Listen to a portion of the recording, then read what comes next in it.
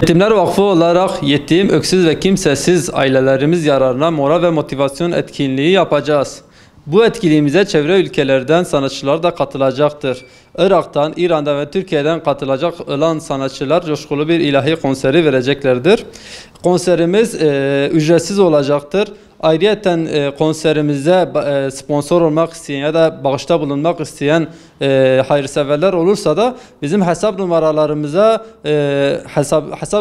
yardımda bulunabilirler veya bağış makbuzu karşılığında yardımda bulunabilirler.